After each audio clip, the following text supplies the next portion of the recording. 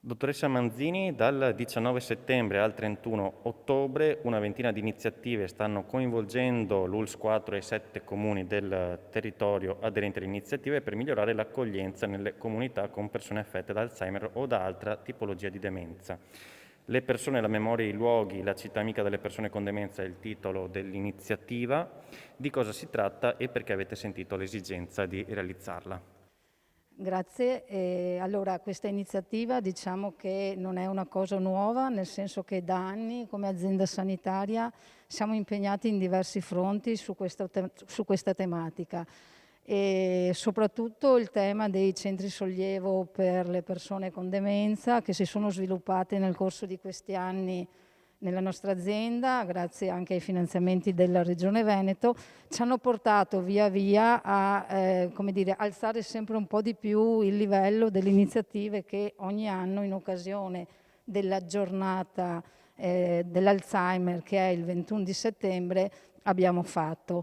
E siamo convinti che il titolo rappresenti in modo significativo quello che vogliamo fare, cioè la malattia di Alzheimer e le demenze non curate soltanto con i farmaci che assolutamente sono indispensabili, eccetera, ma una cura che parta dalle persone, che parta dal territorio, che parta dalle strade, che parte dalle piazze, affinché si possano sviluppare modelli in cui la città nelle sue forme e con le sue strutture possa aiutare le persone malate e i loro familiari ad affrontare questo dramma. Abbiamo previsto una serie di iniziative a vario livello, che sono iniziative che vanno dalle conferenze ai reading letterari, a delle rappresentazioni cinematografiche a tema e quant'altro possa in qualche modo far pervenire alle persone,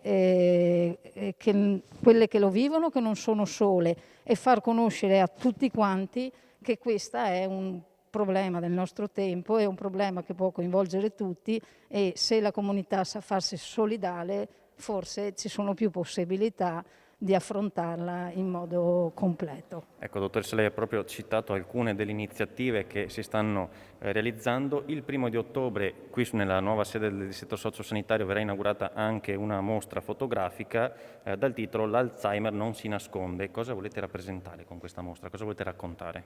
Allora, questa mostra è una mostra che è già stata presentata all'Evico Terme nel 2018 nel corso di quell'evento nazionale che è l'Alzheimer Festival.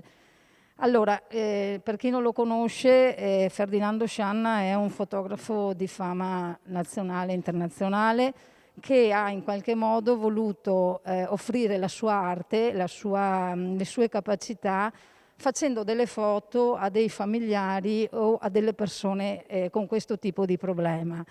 Vogliamo che anche l'arte si possa occupare, anche le cose belle possono diventare parte di questa manifestazione.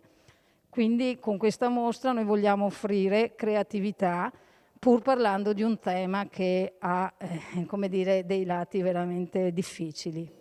Ecco, dottor Maceria, proprio parlando della malattia, che tipo di malattia è l'Alzheimer e le malattie affini e come anche i familiari possono reagire al trattamento di questa malattia?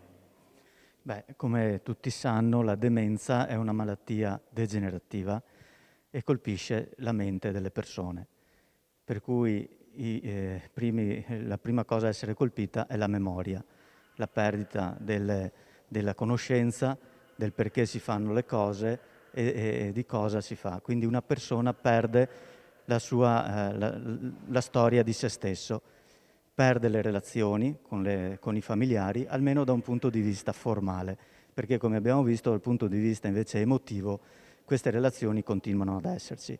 Ed è proprio su questo che noi vorremmo lavorare, sull'aiutare le persone ad affrontare questa malattia da un punto di vista appunto relazionale ed emotivo, perché è quello che può aiutare di più la persona affetta da demenza.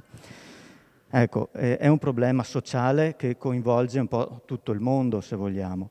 Si calcola infatti che circa il 4% delle persone ultra 65 anni è affetto da demenza e oltre il 20% delle persone oltre 80 anni.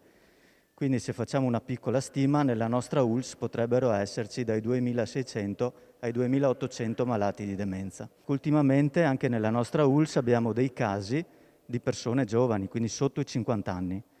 E questo comporta grossissimi problemi dal punto di vista sociale, perché queste sono persone che hanno famiglia, figli piccoli e bisogna dare sostegno a tutti quanti. Quali sono i primi sintomi?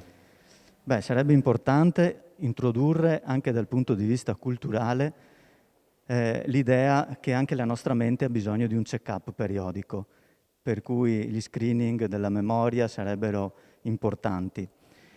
Come si possono riconoscere i sintomi? Beh, quando il nostro caro comincia a dimenticare delle cose o a fare dei comportamenti strani, pensiamo che non lo fa perché è una persona cattiva o perché, ma proprio perché ha perso un po' il senso, il significato delle azioni. Quindi ai primi segni di queste mancanze è importante rivolgersi a persone competenti che possono darci una mano su come affrontare il problema. Dottore, la pandemia ha influito sulla gestione di questa malattia? Sicuramente sì, ancora non abbiamo calcolato quali danni ha portato. Certo è che già la malattia, la sofferenza porta una famiglia a chiudersi in se stessa, per cui se pensiamo che l'isolamento è stato anche imposto per legge, per la sicurezza ovviamente della salute di tutti, queste famiglie sono rimaste ulteriormente sole. Ecco, con questo convegno vorremmo proprio invitare invece le famiglie che hanno questo problema a uscire dall'isolamento, a entrare in relazione con chi può aiutarli e soprattutto dare delle indicazioni a chi rivolgersi, come fare per vivere meglio, per quanto possibile, questa malattia. Sicuramente l'isolamento è uno dei problemi principali che le famiglie vivono quando c'è un malato di demenza in casa. Ecco, 7 comuni hanno risposto favorevolmente a questa iniziativa. Qual è la risposta che state incontrando anche negli eventi, la risposta della gente che state incontrando negli eventi che state organizzando? Certo, finora abbiamo fatto 3 eventi, oltre al pranzo, al Violet Lunch di domenica scorsa, abbiamo avuto 2 reading letterari e con testimonianze di persone che vivono la demenza perché hanno un loro caro ammalato. La risposta della gente c'è stata, molto di più di quello che ci aspettavamo e tutti sono colpiti appunto dai vissuti di queste persone e dalla sofferenza che queste incontrano. Se posso aggiungere una cosa importante, quando abbiamo pensato a questa cosa, oltre a pensare di mettere attorno a noi la maggior parte dei comuni possibili, delle associazioni possibili, delle IPAB, delle associazioni di volontariato che ci accompagnano in questa cosa, che sono tantissime e senza di loro veramente questo grande lavoro non sarebbe stato possibile.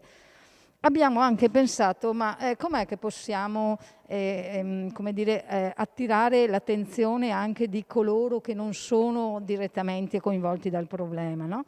E l'idea che ci è venuta e che è parte di questa manifestazione è quella di istituire 2 premi, un premio letterario e un premio fotografico che sono chiaramente correlati a questa tematica.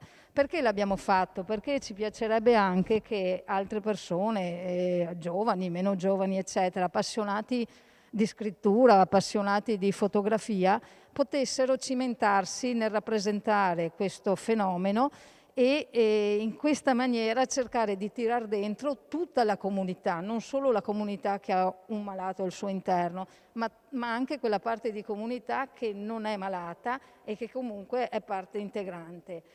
Il giorno 23 ottobre, che è la giornata, diciamo, una delle giornate, direi la giornata conclusiva, dove per tutta la Piazza Indipendenza a San Donato ci saranno una serie di stand a temi e la mattina c'è una conferenza dove effettivamente siamo riusciti a portare, grazie all'aiuto veramente di tutti, anche delle persone molto significative dal punto di vista nazionale e internazionale sulla tematica.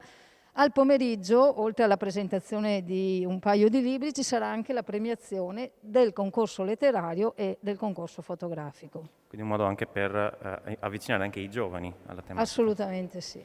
Bene, cercheremo anche di dar spazio di seguire i vostri avvenimenti. Per il momento ringraziamo la dottoressa Serenella Manzini e il dottor Giancarlo Macelia. Grazie.